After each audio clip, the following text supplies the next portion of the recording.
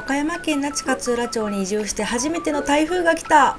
見よう見まねで初めての台風対策をしていきます。飛びそうなものは家の中にしまいます。原付もぐるぐる巻きにして固定しておきました。生まれて初めて雨戸を閉めました。食料品は電気が使えるバージョン、使えないバージョンの2種類を用意しました。飲料水はウォーターサーバーがあるのでバッチリです。